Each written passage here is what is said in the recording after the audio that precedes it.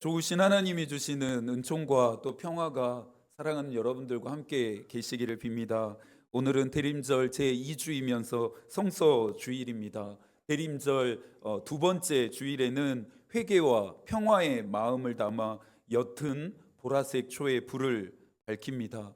하늘에서 이루어진 뜻이 땅에서 이루어지지 못하도록, 하나님의 나라가 임하지 못하도록 다툼, 분열, 갈등, 전쟁하며 서로를 적대했던 모습을 회개하고 하늘의 평화를 선물하러 오시는 평화의 왕이신 그리스도를 기다림의 의미입니다. 이 마음을 담아 고요한 이 아침 켜진 이 두 번째 촛불이 어지럽고 또 소란한 이 나라를 비추기를, 또 전쟁으로 고통받는 온 열방을 비추는 빛이 되기를 소망합니다. 대림절 두 번째 주일, 부어지는 은총과 강구하는 심령 안에서 우리는 무엇을 회개해야 할까요? 윌터 부르그만은 우리의 삶 속에 묵은 것, 또 습관적인 것, 파괴적인 것이 쇠해지도록 회개해야 한다 말합니다. 그래야만 생명을 주시는 그리스도의 능력이 우리 안에 확장되기 때문입니다. 이 신비를 깨달았던 세례 요한도 고백했습니다. 요한복음 3장 30절입니다. 그는 흥하여야 하겠고 나는 쇠하여야 하리라 하니라. 대림절의 기다림은 우리를 한없이 쇠하게 만듭니다. 그래야만 오시는 그리스도가 흥하게 되기 때문입니다. 대림절 두 번째 촛불 앞에서 회개와 함께 강구해야 할 것이 하나 더 있습니다. 평화입니다. 평화는 하나님의 나라가 전방위적으로 작동되는 상태를 말합니다. 이리와 어린 양이 함께 먹고 사자가 소처럼 풀을 먹으며 뱀은 흙을 양식으로 삼으면서 해함도 없고 상함도 없는 예언자 이사야가 노래했던 세상입니다. 지난 한 주간 참 많이 생각하고 묵상했던 평화인데요. 평화를 이루는 길이 이렇게 지난하고 또 힘들어야 하는가 절망이 되었습니다. 평화는 하나님의 백성들만 누리는 특권이어서는 안 됩니다. 평화를 이룸은 하나님의 백성들에게 주어지는 책임입니다. 하나님은 우리를 통해 이 평화를 세상과 사람들에게 골고루 나누어지길 바라십니다. 이 책임을 다하는 자들은 하나님과의 깊은 사귐 안에 있는 사람들입니다. 마태복음 5장 9절입니다. 화평하게 하는 자는 복이 있나니 그들이 하나님의 아들이라 일컬음을 받을 것임이요. 소란하고 어지러운 이 나라에 오시는 그리스도가 주시는 참된 평화로 가득하게 되어지기를 소망합니다. 스가랴 강의 13번째 시간입니다. 주일 오전 시간에 함께 읽어왔던 이제 스가랴서도 14장 한 장만을 남겨두고 있습니다. 오늘의 본문 1절을 함께 읽습니다. 그날에 죄와 더러움을 씻는 셈이 다윗의 족속과 예루살렘 주민을 위하여 열리리라. 13장도 그 날이라는 시점으로 시작됩니다. 그날이란 언제입니까? 우리가 기다리는 마지막 때, 우리가 소망하는 그리스도가 다시 오시는 때입니다. 그날에 죄와 더러움을 씻는 셈이 열려서 다윗의 족속과 예루살렘 주민을 정결하게 하십니다. 하나의 개념이 두 개의 단어, 죄와 더러움, 다윗의 족속과 예루살렘 주민으로 표현된 것은 짝을 이루는 이 두 개의 단어들 안에 모든 것이 포함된다는 의미입니다. 특정한 죄만이 아닌 모든 죄악을 정결하게 하심이고, 특정한 사람들만이 아닌 하나님의 백성 전체를 정결하게 하심입니다. 12장에서 하나님은 이스라엘 백성들에게 은총과 강구하는 심령을 부어 주셨습니다. 은총과 강구하는 심령은 하나님의 영인 성령이 부어졌음을 의미했고, 성령이 임하는 곳마다 어떠한 일이 일어났습니까? 독자를 잃은 것처럼, 장자를 잃은 것처럼 애통하고 통곡하며 회개하는 역사가 일어났습니다. 오늘 함께 읽은 이 13장 1절은 앞선 12장에서 나타났던 애통하고 통곡하며 회개하며 드렸던 기도와 연결됩니다. 우리는 이 지점에서 인간의 일과 하나님의 일을 명확하게 구분해야 합니다. 애통하고 통곡하며 회개만 한다고 정결해질 수 있습니까? 그렇지 않습니다. 의롭게 되어지는 것은 우리의 노력과 애씀과 자격과 공로로 얻어지는 것이 아니기 때문이죠. 우리를 정결하게 하는 것은 하나님의 일입니다. 오직 하나님만이 하실 수 있는 일입니다. 용서는 자격이 아닌 은혜입니다. 회개는 깨닫게 하시는 은혜에 대한 인간적인 반응이고, 우리를 의롭게 하시는 칭의는 하나님 자신의 용서하시는 행위입니다. 성서에서 셈은 생명, 힘, 축복, 기쁨, 이런 것들의 근원의 상징으로 표현되곤 했습니다. 예레미야 2장 13절입니다. 내 백성이 두 가지의 악을 행하였나니 곧 그들이 생수의 근원이 되는 나를 버린 것과 스스로 웅덩이를 판 것인데 그것은 물을 가두지 못할 터진 웅덩이들이니라. 예언자 예레미야가 지적한 이스라엘 백성의 죄악은 크게 두 가지였는데요. 생수의 근원이 되는 하나님을 버린 것, 그리고 또 하나는 스스로 웅덩이를 판 것입니다. 이스라엘 백성들은 생명과 힘과 축복과 기쁨이 되시는 하나님을 버리고 스스로 웅덩이를 팠습니다. 하나님을 버린 것은 죄악이다 동의할 수 있지만 스스로 웅덩이를 판 것을 지적하고 있는 예레미야의 경고가 쉽사리 이해가 되질 않습니다. 하지만 스스로라고 하는 이 단어를 통해 우리는 이스라엘 백성들의 악한 민낯을 보게 됩니다. 그들이 더 이상 하나님을 의지하지 않았기 때문입니다. 200년의 사사시대가 영적인 어두움에 휩싸였던 것은 이스라엘 백성들이 각자 옳은 소견을 따라 살았기 때문이라고 성서가 우리에게 말하고 있습니다. 나의 생각, 나의 계획, 나의 판단, 나의 경험을 따라 살아감이 위험한 이유는, 하나님이 또 그것을 경계하라 말씀하시는 이유는, 이런 것들이 우리로 하여금 하나님을 의지하지 않게 하고 하나님을 의지하지 못하게 하기 때문입니다. 하나님이 스스로 웅덩이를 판 일을 우상 숭배로까지 규정하신 이유를 우리는 충분히 납득할 수 있습니다.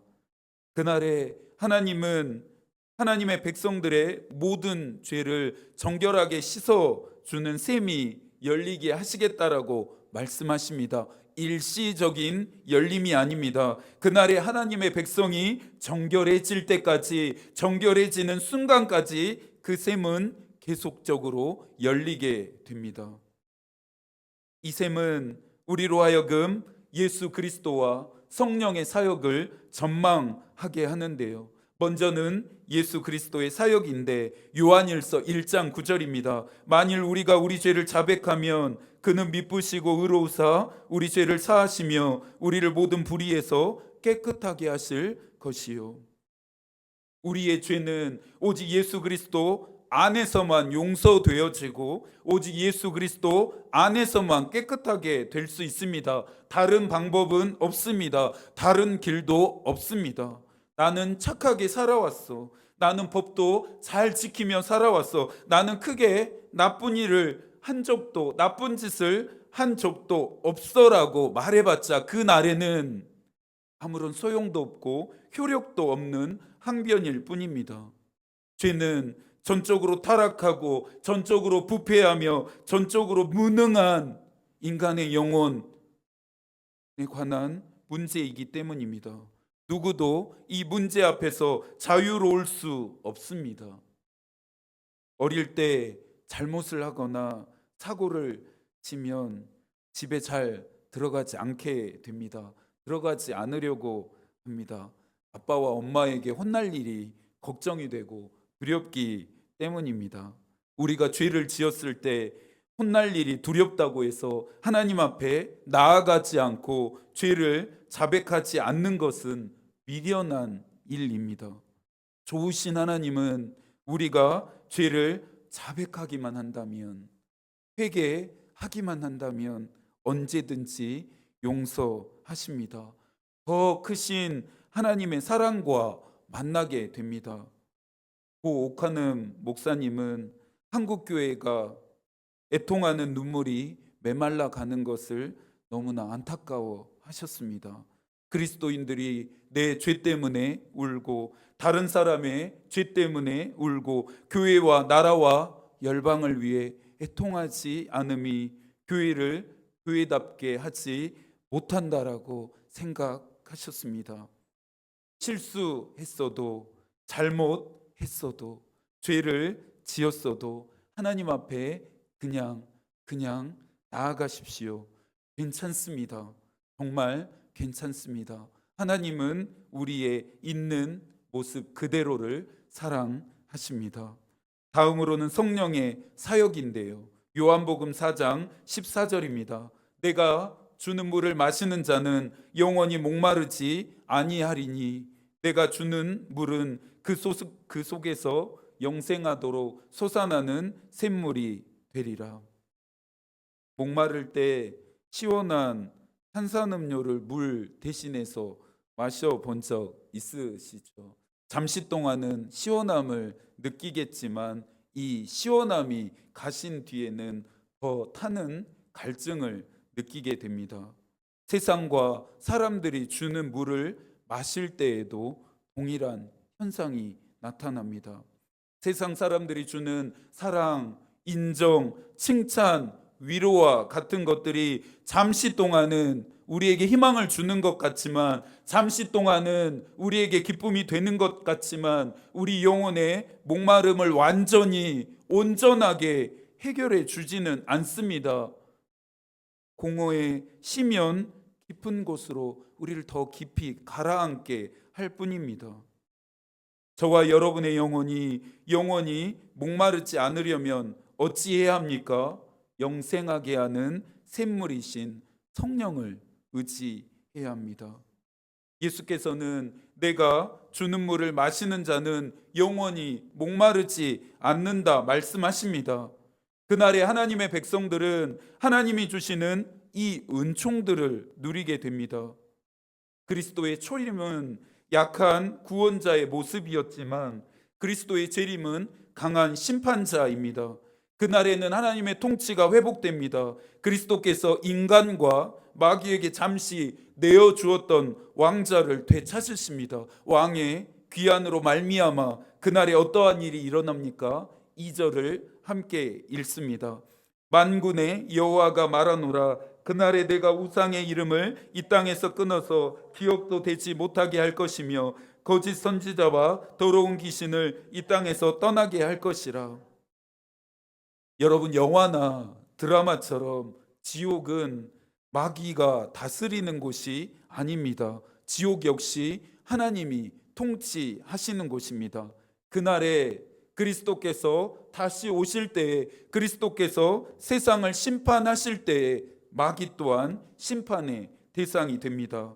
하나님의 통치가 세워질 때 세 가지의 영향력은 끊어지고 떠나갑니다. 우상과 거짓 선지자와 더러운 귀신입니다. 이것들은 모두 하나님을 대적한 세력들이고 하나님의 백성들을 위협했던 세력들입니다. 이것들에 대한 심판을 요한계시록에서도 말하고 있습니다. 요한계시록 20장 10절입니다. 또 그들을 미혹하는 마귀가 불과 유황못에 던져지니 거기는 그 짐승과 거짓 선지자도 있어 세세토록 밤낮 괴로움을 받으리라. 그런데 유독 3절 이하에서 거짓 선지자에 대한 내용만을 이야기하는데요.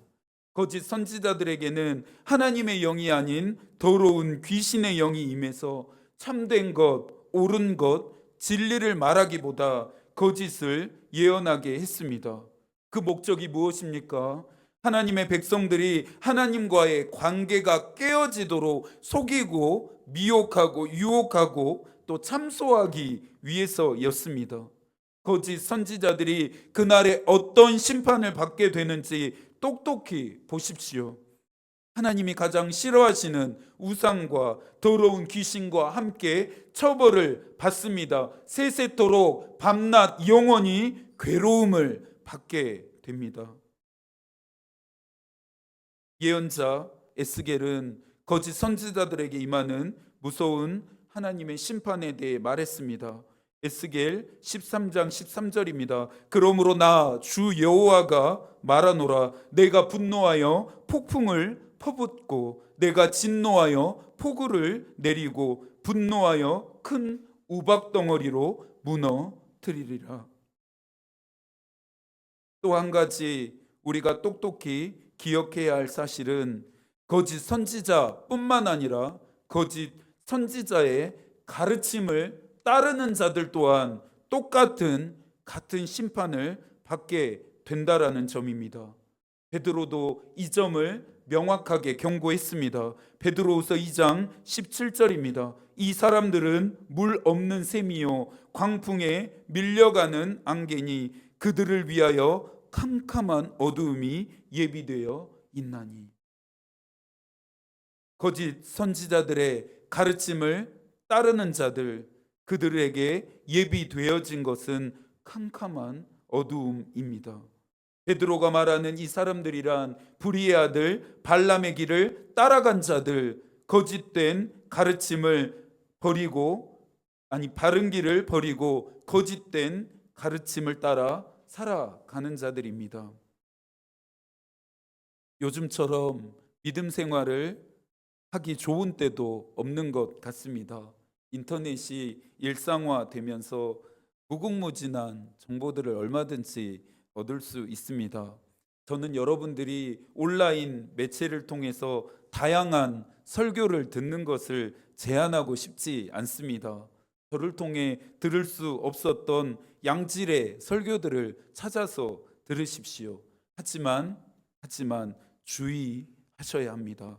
거짓 선지자인지 아닌지, 거짓 가르침인지 아닌지를 충분히 검증하고 확인하신다면 얼마든지 좋습니다. 얼마든지 괜찮습니다. 검증하는 부분에서 조언이나 또 도움을 요청하신다면 언제든지 도와드리겠습니다. 7절의 말씀도 함께 읽습니다. 만군의 여호와가 말하노라. 칼아 깨어서 내 목자 내 짝 된 자를 치라. 목자를 치면 양이 흩어지려니와 작은 자들 위에는 내가 내 손을 들이우리라. 7절부터 9절까지는 앞의 내용들과 너무나 무관한 것처럼 읽혀집니다. 그러나 이 세 구절은 12장과 13장을 결론 짓는 역할을 하게 됩니다. 하나님은 칼에게 내 목자 내 짝 된 자를 치라 말합니다. 그리하면 양들이 흩어지고 작은 자들 위에는 하나님의 손을 들이우겠다 말씀하십니다. 하나님이 보호하셔야 할 것 같은 양들과 작은 자들을 치라 하심이 이해가 되질 않습니다. 13장의 마지막 이 세 구절들을 온전히 이해하려면 1절을 통해 살펴보았던 그날 그리스도께서 오셔서 심판하신다라고 하는 시점으로 되돌아가야 합니다. 7절에 이 말씀이 어떻게 실현됩니까? 8절과 9절도 함께 읽겠습니다.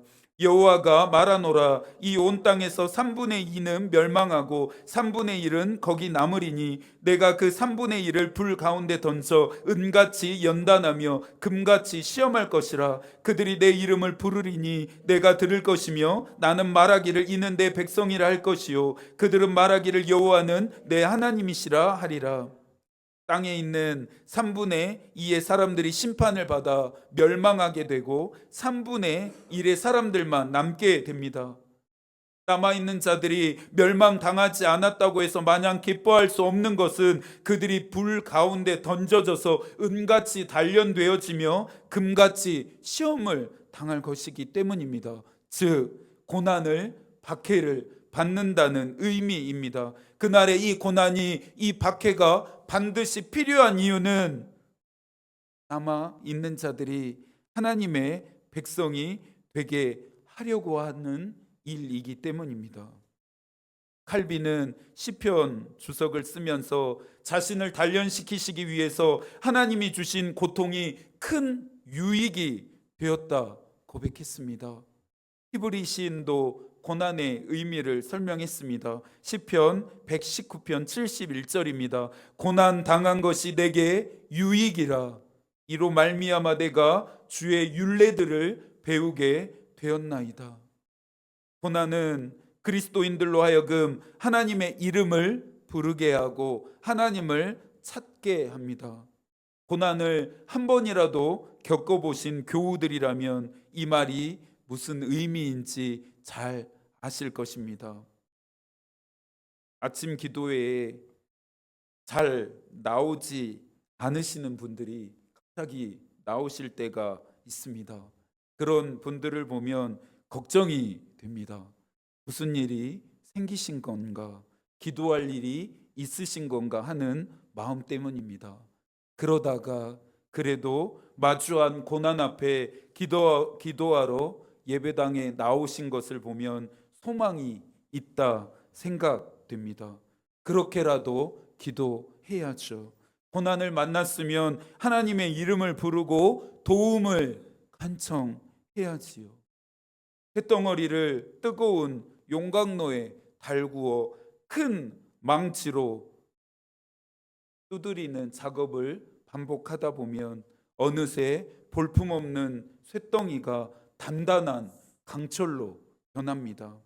뜨거운 용광로에 들어가고 큰 망치로 두드러 맞는 것과 같은 고난이 반복될수록 우리의 믿음도 단단해집니다. 한 번 더 베드로의 말을 빌려서 이 고난의 의미를 설명해야겠습니다. 베드로전서 4장 12절부터 13절까지의 말씀입니다. 사랑하는 자들아, 너희를 연단하려고 오는 불시험을 이상한 일 당하는 것 같이 이상히 여기지 말고 오히려 너희가 그리스도의 고난에 참여하는 것으로 즐거워하라. 이는 그의 영광을 나타내실 때에 너희로 즐거워하고 기뻐하게 하려 함이라. 고난이 없으면 영광도 없습니다. 사랑하는 여러분, 고난에 대비하십시오. 그리스도께서 오실 때까지 연단과 시험은 계속될 것입니다. 고난을 만났다면 기뻐하십시오. 이는 여러분들이 하나님을 잘 섬기고 그분의 길을 잘 따라가고 있다는 증거이기 때문입니다. 말씀을 가름하면서 한 가지 꼭 살펴야 하는 점이 있습니다. 하나님이 칼에게 칠한 내 목자, 내 짝이 된 자가 누구인가입니다. 많은 말들로 설명하지 않아도 이미 우리 마음에 분명하게 보이는 그분, 예언자들이 오래전부터 오심을 예언했던 그분, 스가랴의 신학 안에서 우리가 보게 되는 그분, 메시아이신 예수 그리스도입니다. 하나님은 이 세상을 정결하게 하는 일과 하나님의 통치가 회복되어지는 일을 위해 그리스도를 내어 주셨습니다. 하나님이 당신의 아들인 그리스도를 고난의 한가운데 십자가에 매달리게 하셨습니다. 우리를 향한 하나님의 사랑의 눈물이 왈칵 쏟아집니다. 그리스도를 내어주신 시점이 우리가 연약할 때, 죄인 되었을 때, 원수 되었을 때였습니다. 우리가 하나님을 먼저 사랑한 것이 아닙니다. 내가 하나님을 사랑하겠다 작정한 것이 아닙니다. 하나님이 먼저 우리를 사랑하셨고 하나님이 우리를 먼저 사랑하시기로 작정하셨습니다. 우리에게 물어야 할 죄의 책임을 그리스도께 대신 물으심으로 우리는 용서받았고 용납받았습니다. 사랑하는 여러분을 향한 이 하나님의 사랑과 만나고 있습니까? 여러분을 향한 사랑을 증명하시기 위해 하나님이 어떠한 일까지 하셨는지 여러분 깨달으셨습니까? 이 은혜와 사랑이 어떤 고난도 통과하게 하는 힘이 됩니다. 대림절 두 번째 주간이 시작되었습니다. 우리를 찾아오시는 주님과 더 가까워지고 있습니다. 박사들은 태어난 아기 예수께 경배하고 황금과 유향과 몰약을 드렸습니다. 주님을 만나면 여러분은 무엇을 드리시겠습니까? 오시는 주님이 비추시는 빛으로 이 나라의 어두움이 물러가기를, 또 오시는 주님이 주시는 평화로 이 나라가 평화로워지기를 소망합니다. 이 한 주간도 하나님이 여러분과 함께 계시기를 기도하겠습니다. 하나님의 마음이 우리의 기도가 되고 하나님의 뜻이 우리의 길이 되기를 빕니다. 아멘.